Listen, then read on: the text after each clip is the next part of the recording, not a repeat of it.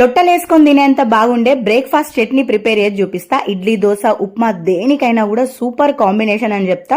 చాలా సింపుల్ గా వేసేసుకోవచ్చు. ప్యాన్ పెట్టేసుకొని నువ్వుల నూనె తీసుకున్న, జీలకర్ర, ఆవాలు, మెంతులు, ధనియాలు అన్ని ఒక్కొక్క స్పూన్ యాడ్ చేసేసుకొని కొంచెం ఎక్కువ మొత్తంలోనే ఎల్లిపాయలు వేసుకొని కారానికి తగ్గట్టు పచ్చిమిర్చి, మీకు నచ్చితే కొంచెం ఇంగు యాడ్ చేసేసుకోవాలి. ఇప్పుడు 3-4 టమాటాలని ముక్కల్లాగా కట్ చేసేసుకొని వేసేసుకోవాలి. చట్నీకి సరిపడా ఉప్పును కూడా అడ్జస్ట్ చేసేసుకోవాలి. పులుపుని బ్యాలెన్స్ చేయడానికి చింతపండు రెక్కలను అయితే యాడ్ చేస్తున్నాను. ఇప్పుడు మూత పెట్టేసి ఒక 2-3 నిమిషాలు మగ్గించుకోవాలి. 70-80% కుక్ అయితే చాలన్నమాట.